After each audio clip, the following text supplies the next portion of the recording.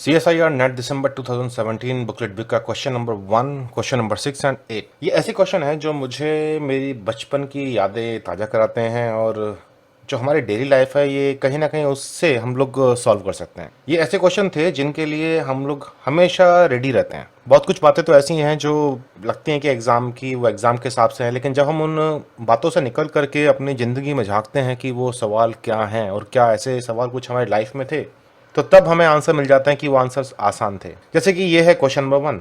ये कह रहा है कि जो लीफ है वो हरी दिखती है मुझे डे लाइट में, अगर मैं इस लीफ को देखूं रेड लाइट में तो मुझे क्या दिखाई देगी, क्या कलर होगा इसका।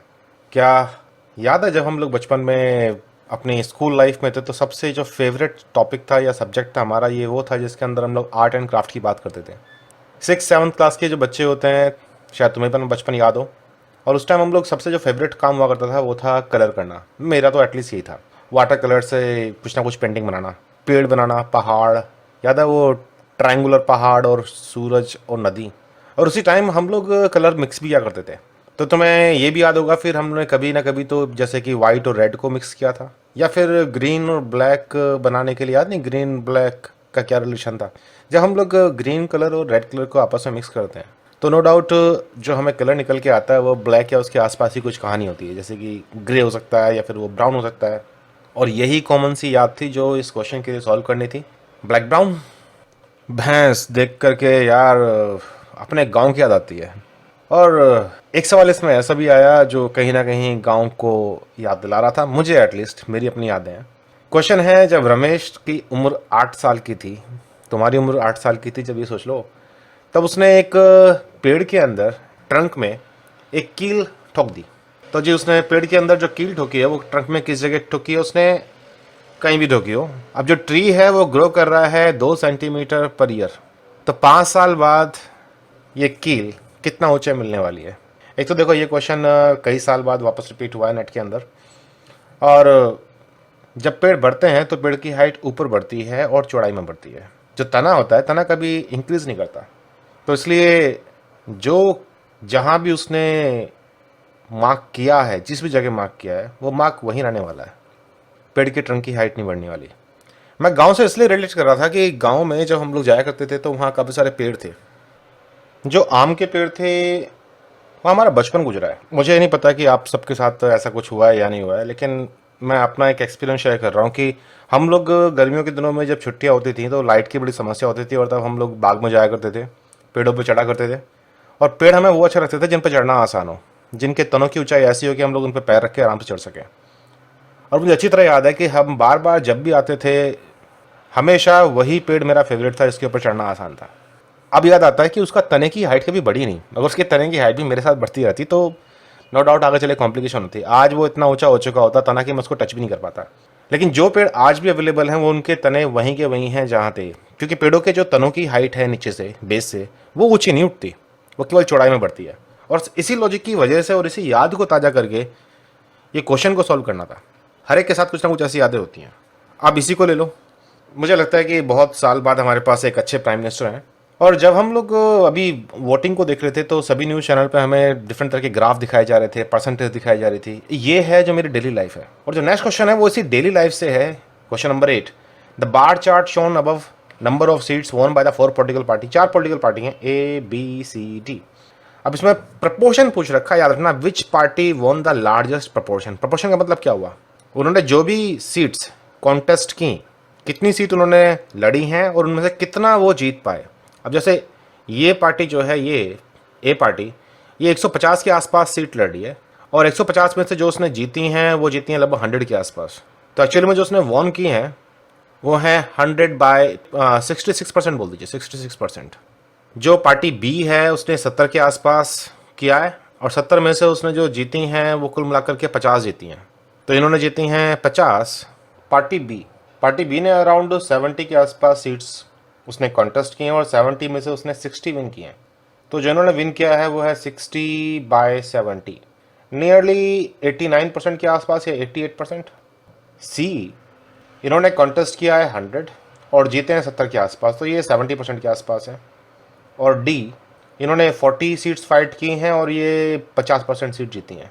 तो बट वैसे यहाँ लार्जेस्ट प्रोपोर्शन किसने वॉन किया है, क्योंकि बी ने लगभग 88% के आसपास सीट्स विन की हैं। तो ये ग्राफ एक ऐसा था, ये ग्राफ कंफर्टेबल होना चाहिए था, क्योंकि इन्होंने पॉलिटिकल पार्टी की बात की, इन्होंने चुनाव की बात की, और ये अभी तो हम लोग न्यूज़ चैनल वालों ने हमें सिखाया है, इतने दिन से हमें सिखा रहे हैं वो, जैसे कि क्या है, कैसे हम लोग नंबर्स को डिस्ट्रीब्यूट करते हैं। न्यूज़ चैनल वालों का हमें धन्यवाद देना चाहिए, उन्होंने ग्राफ पढ़ने सिखा दिए हमें बहुत सारे, पाई ग्राफ, बार ग्राफ्स, और उन्हीं ग्राफ को देख देख करके अब ये क्वेश्चन भी तो कंफर्टेबल है। काफ़ी सारे क्वेश्चन ऐसे आते हैं नेट के अंदर जो कहीं ना कहीं हमारी डेली लाइफ से रिलेटेड है, और ये क्वेश्चन ऐसे हैं जो हमें हेल्प करते हैं कि हम लोग कैसे प्रिपेयर करें। क्वेश्चन नंबर 141, ये क्वेश्चन डील कर रहा है सेल के अंदर मौजूद कलरफुल लाइफ को लेकर के। जब हम लोग माइक्रोस्कोपी का इस्तेमाल करते हैं तो हम सेल के अंदर की इंफॉर्मेशन देख लेते हैं, मॉलिक्यूल्स, सेल के organelles.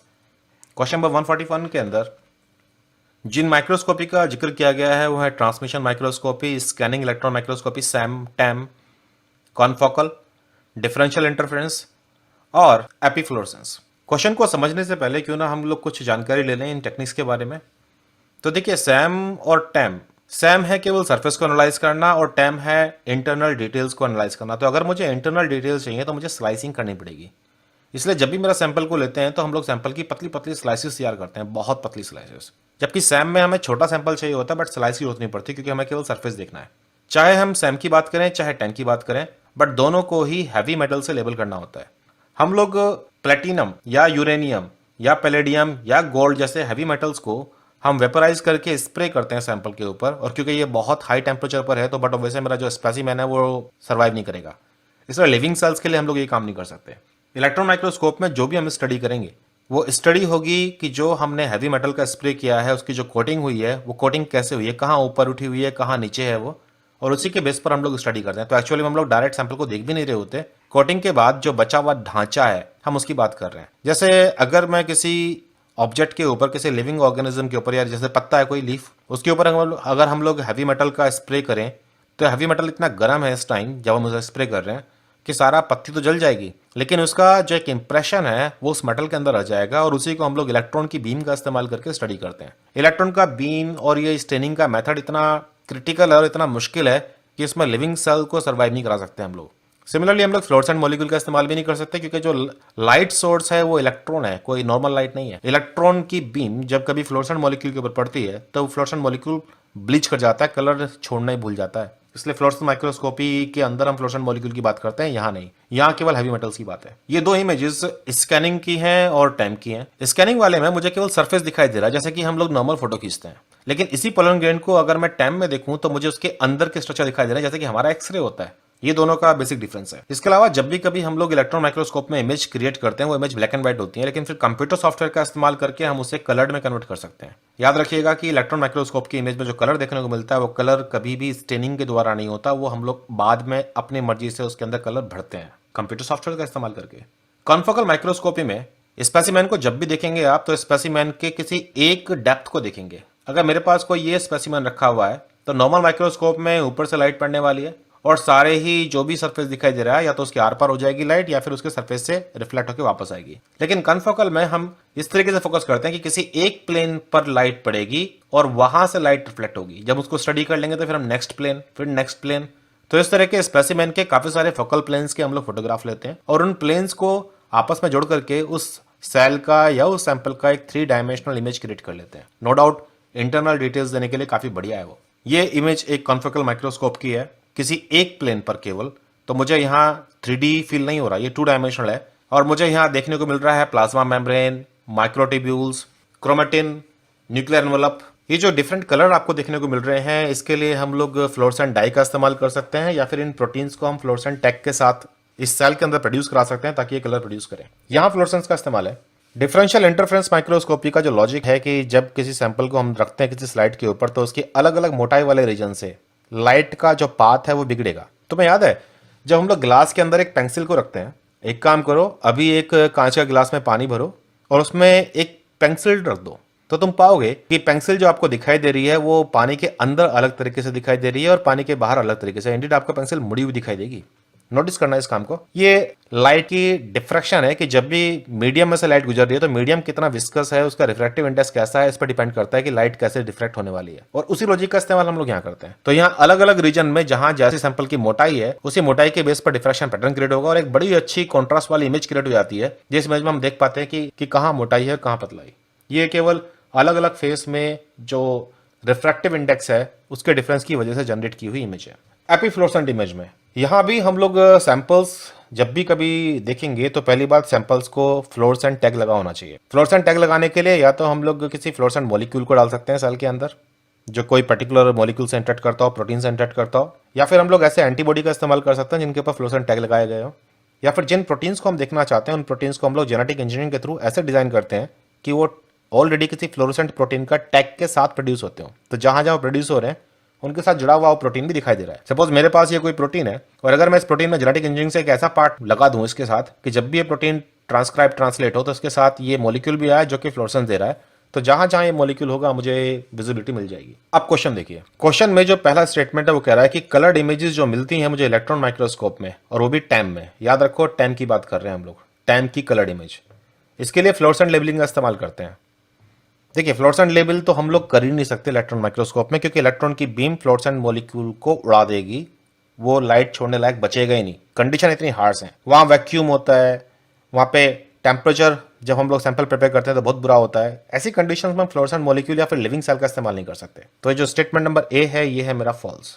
Statement number B, scanning electron microscope के लिए मुझे सेक्शनिंग की जरूरत पड़ेगी। स्कैनिंग जो है, स्कैनिंग में मुझे केवल सरफेस को स्टडी करना है, इसलिए मुझे सेक्शन नहीं चाहिए होता। इसका सेक्शन मुझे चाहिए तब जब मैं इसके आर पार गुजार रहा हूं चीज को, इलेक्ट्रॉन की बीम उसके आर पार जा रही हो, मतलब सेक्शनिंग चाहिए होती है मुझे टैम में, सैम में नहीं। तो स्टेटमेंट नंबर बी जो है वो फॉल्स है। सी बोल रहा है कि कन्फोकल माइक्रोस्कोप जो है वो ऑप्टिकल मेथड इस्तेमाल करता है और स्पेसिफिक फोकल प्लेन से इमेजेस लेता है, बाकी प्लेन को नहीं देखेगा उस टाइम। तो अगर मैं इस सैंपल में इस टाइम इस पॉइंट पर देखना चाहता हूं तो मेरी लाइट केवल इतने हिस्से को पड़ेगी और इसके ऊपर और उसके पीछे वाले हिस्से को हम लोग देख ही नहीं रहे। तो ये स्टेटमेंट नंबर सी जो है ये ट्रू है। Statement number D, differential interference microscope में मेरे पास स्लाइड पर जो सैंपल रखा हुआ है, अब वहां वेव कैसे गुजरने वाली है सैंपल के थ्रू और बिना सैंपल वाले एरिया से, सैंपल कितना मोटा है कितना पतला है, तो बट वैसे वहां अलग अलग रिफ्रैक्टिव इंडेक्स की वजह से मेरे पास चीज क्रिएट होने वाली है। तो ये स्टेटमेंट ट्रू है। ई है, एपीफ्लोरेसेंस माइक्रोस्कोप में मुझे अगर किसी चीज को देखना है तो मुझे लेबलिंग किसकी करनी पड़ेगी, स्टेनिंग किसकी करनी पड़ेगी, हैवी मेटल की क्या? अब तुम मुझे बताओ। हैवी मेटल तो हम लोग इलेक्ट्रॉन माइक्रोस्कोपी में इस्तेमाल करते हैं, एपीफ्लोरेसेंस माइक्रोस्कोपी में फ्लोरेसेंट मॉलिक्यूल का इस्तेमाल होगा, इसलिए ये मेरा स्टेटमेंट नंबर ई जो है ये भी फॉल्स है। तो अब मुझे पता है कि मेरे सी और डी ट्रू हैं क्योंकि उन्होंने पूछा हुआ कॉम्बिनेशन देना है, दो करेक्ट हैं और एक इनकरेक्ट। तो पहले जो दो करेक्ट हैं, दो ही तो करेक्ट हैं केवल, सी और डी। तो चेक कर लो सी और डी एक साथ कहाँ है, सी और डी यहाँ पर है। और ए स्टेटमेंट हम चेक कर चुके हैं कि वो फॉल्स है। तो इंडीड अगर यहाँ ऑप्शन होता है मेरे पास सी डी ए या सी डी बी या सी डी ई, ये ऑप्शन ठीक थे सारे, तो इसलिए हमारा ऑप्शन नंबर 3 इसका आंसर होगा। क्वेश्चन नंबर 42, CSIR नेट दिसंबर 2017 बुकलेट बी का सवाल है और ये सवाल है गार्ड्स के बारे में, मतलब पहरेदार।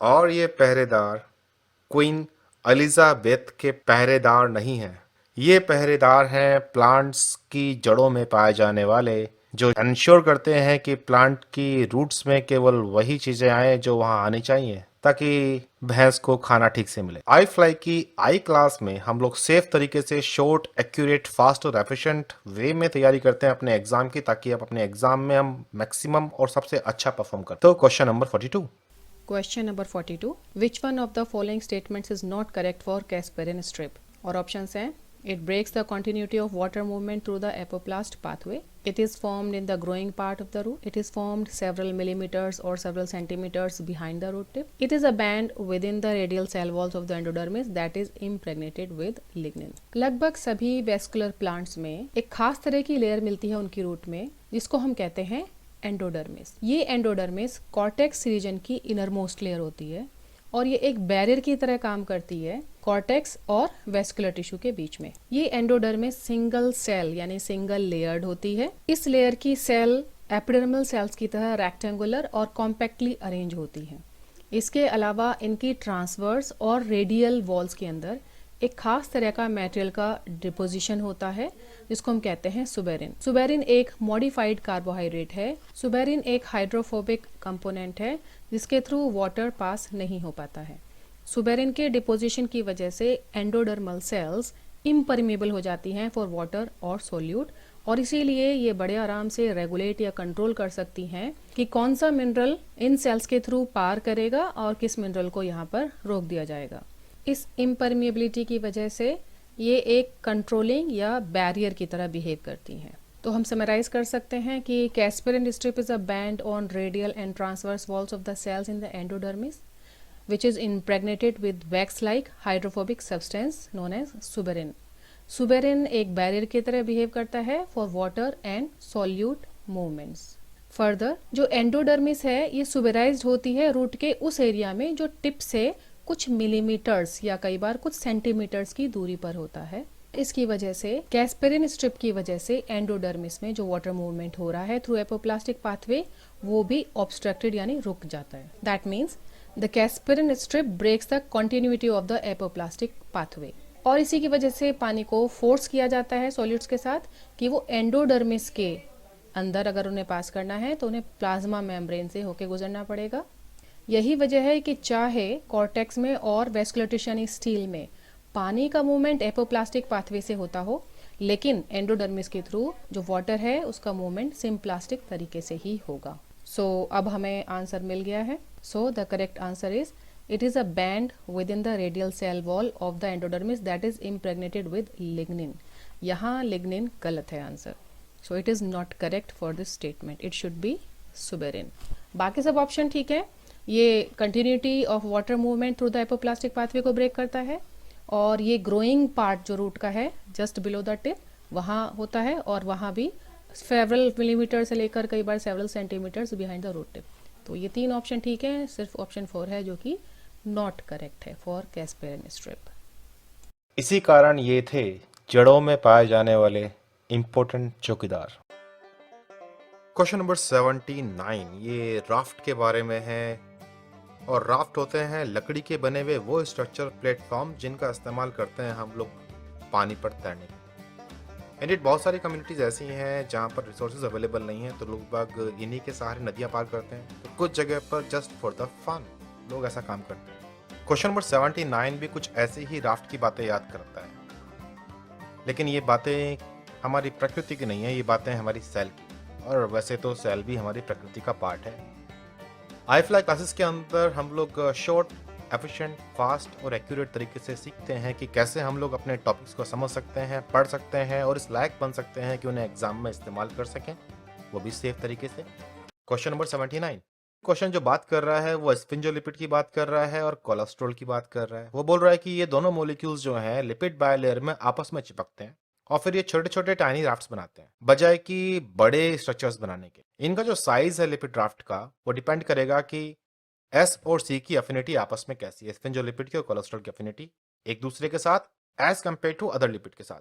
उन्होंने हमें ये सोचने के लिए मसाला दे दिया कि हमें कहाँ तक सोचना है और हमें दायरा भी बांध दिया। लेकिन इन क्वेश्चन के ऑप्शनों को समझने से पहले क्यों ना एक बार हम लोग लिपिड ड्राफ्ट को ही समझ लें कि ये होता क्या है। आप लोगों ने ऑफिस तो देखे होंगे, जब हम लोग किसी गवर्नमेंट ऑफिस में जाते हैं तो वहाँ हमें डिफरेंट तरह के लोग होते हैं।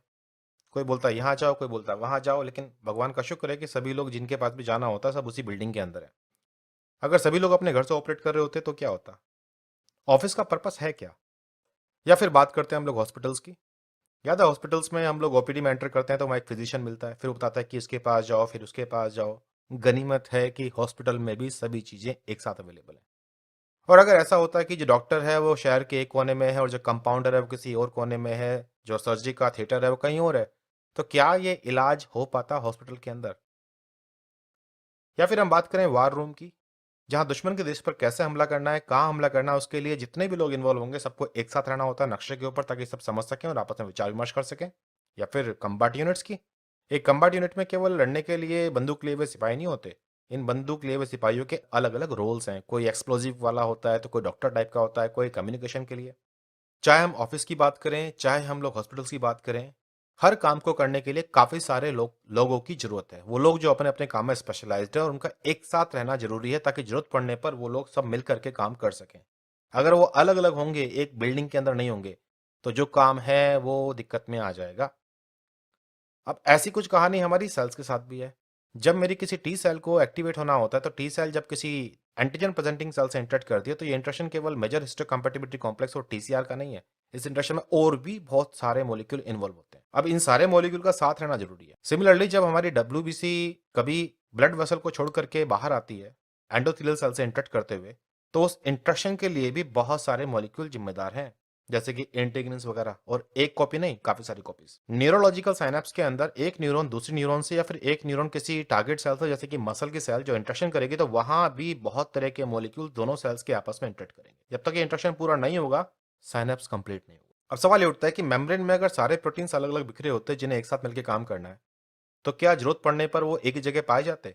इसलिए लिपिड ड्राफ्ट का इवोल्यूशन हुआ है हमारी सेल्स के अंदर, ताकि ऐसे मॉलिक्यूल्स जिन्हें किसी प्रोसेस में एक साथ काम करना है, फिर चाहे वो सिग्नलिंग के लिए हो, चाहे वो इंट्रैक्शन के लिए हो, वो सभी मॉलिक्यूल एक साथ रहें। तो जितने भी मेरे प्रोटीन्स ऐसे हैं जिन्हें आपस में काम करना है, वो सब एक गुच्छे में बांध दिए जाते हैं। और उन्हें बांधने के लिए जो बेस है, जो अल्टीमेट चीज है, वो है कोलेस्ट्रॉल के मॉलिक्यूल, और वो है स्फिंजोलिपिड्स। स्फिंजोलिपिड्स और कोलेस्ट्रॉल बाकी मेम्ब्रेन के मुकाबले यहाँ लिपिड ड्राफ्ट में काफी बड़ी मात्रा में मिलते हैं। इंडीड यहाँ जो आपके लिपिड्स हैं वो स्ट्रेट चैन फैटी एसिड्स ज्यादातर होते हैं। अगर हम कंपेयर करें एज कंपेयर टू बाकी सेल के, तो कोलेस्ट्रॉल का लेवल सेल मेम्ब्रेन के मुकाबले लिपिड ड्राफ्ट में डबल होता है। तो स्फिंजोलिपिड्स भी या स्फिंजोमाइलिन पर्टिकुलर एग्जांपल, ये भी 50% तक ज्यादा हो सकते हैं। पहला पॉइंट ये है कि लिपिड ड्राफ्ट के अंदर कोलेस्ट्रॉल और स्फिंजोमाइलिन की मात्रा बहुत ज्यादा होती है as compare to rest of the membrane. इसके अलावा यहाँ बहुत सारे प्रोटीन भी पाए जाते हैं। अब ये लिपिड ड्राफ्ट क्या काम करने वाला है, ये कह लीजिए कि छोटा सा जो ऑफिस है सेल के अंदर जिसका नाम है लिपिड ड्राफ्ट, ये ऑफिस किस एक्टिविटी के लिए, ये हॉस्पिटल है या फिर ये इम्यूनोलॉजिकल एक्टिवेशन के लिए है, मतलब हमारा वार रूम एक्टिवेशन के लिए, या फिर सेल सेल इंटरेक्शन के लिए, इस पर डिपेंड करेगा कि यहाँ प्रोटीन कौन से होंगे। तो अगर हम बात करें जनरल रेजिडेंट प्रोटीन्स की, तो जीपीए एंकर्ड प्रोटीन, कैवियोलिन, फ्लोटेलिन, ये सब मिलते हैं। सिग्नलिंग वाले केस में अगर ड्राफ्ट सिग्नलिंग में इन्वॉल्व हो रहा है, तो फिर जी प्रोटीन या बाकी तरह के रिसेप्टर्स। अगर साइटोस्केलेटन वाली कहानी के अंदर, तो साइटोस्केलेटल सिस्टम से रिलेटेड प्रोटीन्स, एक्टिन, मायोसिन, विंसुलिन, कफेलिन वगैरह ये मिल सकता है। अभी तक जो हमने सीखा, लिपिड ड्राफ्ट में जो पक्का मिलेगा वो है स्फिंजोलिपिड्स एंड कोलेस्ट्रॉल। प्रोटीन्स कौन से मिलेंगे, ये फंक्शन टू फंक्शन वेरी करेगा कि वो लिपिड ड्राफ्ट का काम क्या है। यानी कि सभी लिपिड ड्राफ्ट में एक जैसे प्रोटीन्स नहीं मिलेंगे। अब फॉर एग्जांपल इसी को ले लीजिए, ये रिसेप्टर मीडिएटेड एंडोसाइटोसिस की बात कर लो, या फिर केवल एंडोसाइटोसिस की, तो वहां पे एक कैवियोलाई तरह के स्ट्रक्चर बनते हैं, मतलब गुफाएं हमारी मेम्ब्रेन पे। जब कोई चीज यहाँ अंदर आती है तो उसे अंदर ले जाने में हेल्प की जाती है सिस्टम के द्वारा, और यहाँ इस प्रोटीन जो मुझे मिलेंगे वो है कैवियोलिन। नो डाउट ये कैवियोलिन प्रोटीन मुझे न्यूरोलॉजिकल साइनेप्स में नहीं मिलने वाले। ये एग्जाम्पल है इस बात का कि जो प्रोटीन कंपोनेंट है वो वेरी करेंगे, लेकिन कोलेस्ट्रॉल और जो मेरे स्फिंजोलिपिड्स हैं ये तो मिलेंगे मुझे हर जगह। एक्सपेरिमेंट्स ये भी कहते हैं कि अगर मैं केवल लिपिड्स को, जो जर्नल लिपिड्स होते हैं, उन्हें कोलेस्ट्रॉल के साथ डाल लूं, तो वो बायलेयर बना लेंगे या मोनोलेयर बना लेंगे, होमोजेनियस लेयर। लेकिन अगर मैं यहाँ पे स्फिंजोलिपिड्स और ऐड कर दूं, तो अब स्फिंजोलिपिड्स और कोलेस्ट्रॉल आपस में सीक्वेस्टर होकर गुच्छे बना लेंगे। यानी कि स्फिंजोलिपिड और कोलेस्ट्रॉल का आपस में इंटरेक्शन को ज्यादा अच्छा है एज कंपेयर टू इनका इंटरेक्शन दूसरे लिपिड के साथ। और यही है जो लिपिड ड्राफ्ट की खास बात। एक्सपेरिमेंट भी किया गया कि अगर हम लोग एक लाइपोसोम बनाए, जिस लाइपोसोम में हम लोगों ने केवल फॉस्फेटिडिलकोलाइन और स्फिंजोमाइलिन लिया है, तो होमोजीनियसली सब तरफ वो फैल गए और एक बायलेयर तैयार हो गई। लेकिन अगर मैं मिक्सचर लूं फॉस्फेटिडिलकोलाइन, स्फिंजोमाइलिन और कोलेस्ट्रॉल का, तो हमने पाया कि छोटे छोटे डोमेन्स बन गए। अब ये डोमेन्स में पता है क्या है, इन डोमेन्स में स्फिंजोमाइलिन है, कोलेस्ट्रॉल है, लेकिन फॉस्फेटिडिलकोलाइन नहीं है। इसका मतलब यह है कि कोलेस्ट्रॉल और स्फिंजोमाइलिन में आपस में जो इंटरेक्शन है वो इंटरेक्शन अच्छा है एज कंपेयर टू इनके इंटरेक्शन के फॉस्फेटिडिलकोलाइन के साथ। यहां यह भी नोटिस करने वाली बात है कि यहां कोई प्रोटीन इन्वॉल्व नहीं हुआ। अब क्वेश्चन पे वापस आ रहे हैं। क्वेश्चन बोल रहा है कि जो ये बात थी लिपिड ड्राफ्ट बनाने वाली, इसके हिसाब से कौन सी बात ठीक रहेगी। पहला ऑप्शन कह रहा है कि स्फिंजोलिपिड्स और कोलेस्ट्रॉल ये एक दूसरे के साथ टाइटली बाउंड करते हैं, independent to any other lipid molecule. जब ये आपस में बाइंड कर रहे होते हैं तो बाकी लिपिड के मॉलिक्यूल से मतलब नहीं। अब खुद सोच के बताइए कि यह पॉसिबल है या नहीं। अभी तक हम लोग ये देख रहे हैं कि अगर बाकी लिपिड हैं भी, तो उन्हें भूल करके ये दोनों लिपिड्स आपस में चिपकना चाहते हैं, जैसे कि पीछे एक्सपेरिमेंट हम लोगों ने देखा है अभी। ऑप्शन नंबर 2 कह रहा है कि एस और सी की बाइंडिंग जो है वो सेम अफिनिटी से होती है, चाहे वो बाकी लिपिड के साथ जो बाइंड करते हैं वो अफिनिटी भी सेम ही है। अगर एस सी का आपस में बाइंडिंग और इनकी बाइंडिंग दूसरे लिपिड के साथ होती, बिल्कुल सेम अफिनिटी के साथ, तो क्या कभी सेलेक्टिव बाइंडिंग दिखाते हैं? फिर तो ये एक जैसे बिखरे हुए दिखाई देते मुझे मेम्ब्रेन के अंदर, ऐसा तो नहीं होता। थर्ड कह रहा है कि एस सी की बाइंडिंग जो है वो हाई अफिनिटी में आ जाती है, खास तौर से जब कुछ साइटोस्केलेटल एलिमेंट इन्वॉल्व होते हैं। मतलब क्या है इसका मतलब ये हुआ कि जब साइटोस्केलेटल एलिमेंट्स नहीं होंगे तब वो आपस में बाइंड नहीं करेंगे। अगर ये बिना साइटोस्केलेटल सिस्टम के आपस में बाइंड नहीं कर सकते तो फिर ये एक्सपेरिमेंट कैसे हो जाएगा, क्योंकि हमने यहाँ कोई प्रोटीन नहीं लिया। स्फिंजोमाइलिन को और कोलेस्ट्रॉल को आपस में इंटरेक्ट करने के लिए किसी और प्रोटीन की जरूरत नहीं है। हाँ, ये बात अलग है कि हमेशा लिपिड ड्राफ्ट में कुछ ना कुछ और प्रोटीन पाए जाते हैं, बट वो प्रोटीन हमेशा एक जैसे होंगे ऐसी कोई गारंटी नहीं है। तो इस वजह से ऑप्शन नंबर 3 भी गया।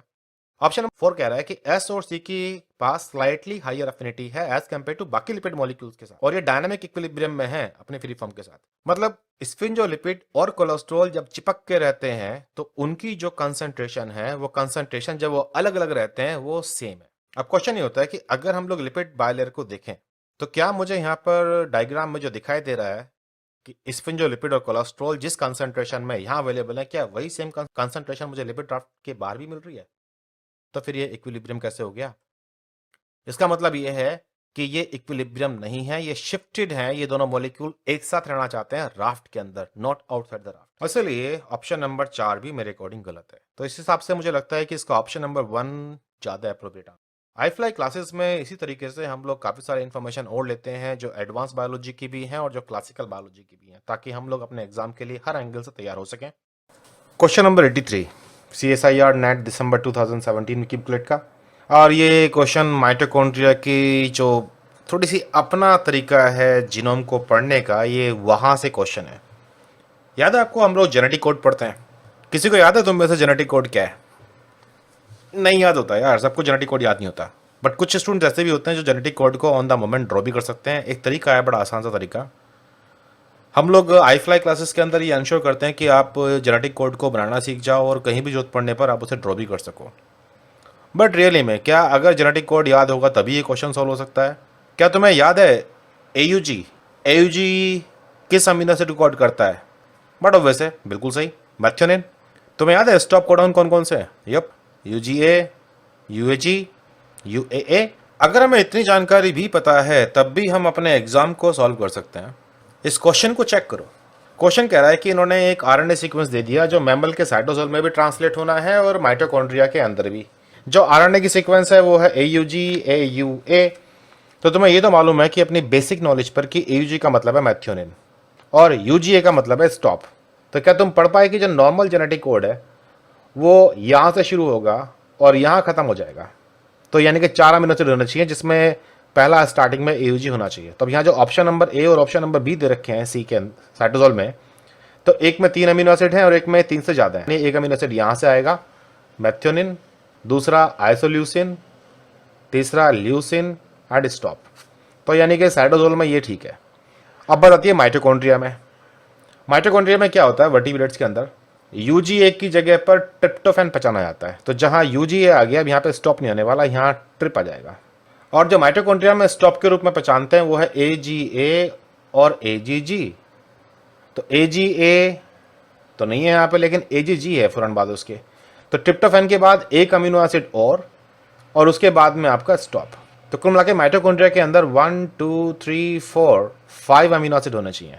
तो यहाँ जो माइटोकॉन्ड्रिया में ऑप्शन दे रखे हैं वो है 1 2 3 4 5 6 7 और 1 2 3 4 5। तो ये है मेरा ऑप्शन सही, यानी कि A का 2। अब करेक्ट कॉम्बिनेशन क्या है हमारा? Option number 2। क्या इस जानकारी को सॉल्व करने के लिए तुम्हें पूरा का पूरा जेनेटिक कोड चाहिए था क्या? ऐसा तो नहीं लगता ना। मन में एक डाउट आया, जैसे ये मैथ्योनिन, आइसोल्यूसिन, ल्यूसिन है, बट यहाँ पे तो मैथ्योनिन ल्यूसिन है। ह्यूमन में UGA का मतलब जहाँ स्टॉप होता है साइटोसोल में, माइटोकॉन्ड्रिया में इसका मतलब है ट्रिप्टोफैन। AUA याद है, ये AUA तो ये हमारे लिए साइटोसोल में है आइसोल्यूसिन, लेकिन माइटोकॉन्ड्रिया में इसका मतलब है मैथ्योनिन, इसलिए हमारे पास ये मैथ्योनिन आ गया। तो इंडेड ये मेरे जेनेटिक कोड की अल्टरेशन है जो मुझे याद रहने चाहिए। और ये अल्टरेशन इसलिए होता है क्योंकि माइटोकॉन्ड्रिया का अपना खुद का ट्रांसलेशन मशीन है। माइटोकॉन्ड्रिया के अपने खुद के राइबोसोम होते हैं, उसके अपने खुद के ट्रांसफर RNA होते हैं, और हमारे साइटोसोल में पाए जाने वाले राइबोसोम और ट्रांसफर RNA थोड़े अलग तरह के होते हैं। इसलिए माइटोकॉन्ड्रिया सभी जेनेटिक कोड को जैसे हमारे साइटोसोल के राइबोसोम पढ़ते हैं वैसे नहीं पढ़ता, थोड़े बहुत कोडोन्स में फर्क आता है। इसलिए ये बोलना कि जो जेनेटिक कोड है वो एक्चुअली में यूनिवर्सल है, थोड़ा सा फर्क है इस बात के अंदर।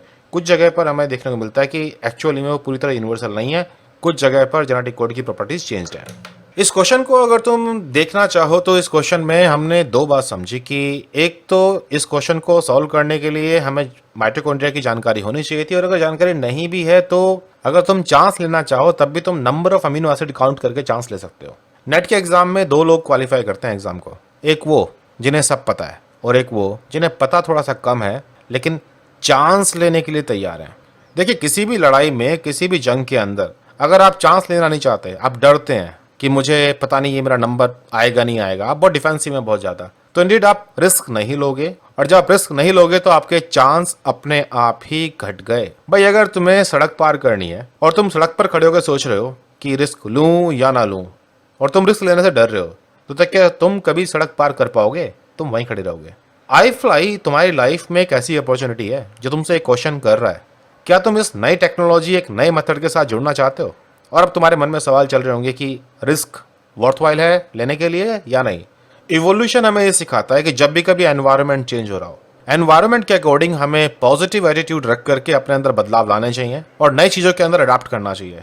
इस अडाप्टेशन से हमारी आगे प्रोग्रेस करने की रफ्तार बढ़ जाती है। और आई फ्लाई एक इसी तरह का सिस्टम है जो आपको आज के टाइम में क्या जरूरत है और कैसे काम करना चाहिए इस एग्जाम को होल्ड करने के लिए आपको ये सिखाता है, सिर्फ स्काइप और व्हाट्सएप के थ्रू। स्काइप और व्हाट्सएप एक ऐसे प्लेटफॉर्म है जो सिर्फ चैटिंग करने के लिए या अपने दोस्तों से गप्पे मारने के लिए नहीं है, हमारे करियर को बनाने के लिए भी ये बहुत इंपॉर्टेंट प्लेटफॉर्म है। यूज़ करना हमें आता है और हम आपको सिखाते हैं। बहुत अफोर्डेबल सिस्टम है, सप्ताह में केवल कुछ दिन, कुछ घंटे आपको देने हैं, बाकी हम निकलवा लेंगे आपसे। आपके अंदर कितना पोटेंशियल है ये आपको नहीं पता, ये हमें पता है। और आई फ्लाई की टीम आपके साथ काम करती है ताकि आप अपने उस पोटेंशियल को पहचानो और अपने उस हुनर को निखार सको जो आपको आपके एग्जाम क्लियर करने में हेल्प करेगा। क्लासेस हम लोग ऑलरेडी शुरू कर चुके हैं। जो लोग जुड़ना चाहते हैं 9013902981 पर जुड़ सकते हैं।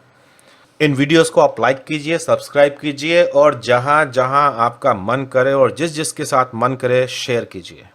आई फ्लाई की आई क्लासेस के बारे में और जानकारी लेने के लिए आप लॉगिन कीजिए iflynetgate.com पर, या फिर ईमेल कीजिए saplingeduTech@gmail.com, या फिर मुझे व्हाट्सएप कीजिए 9013902981।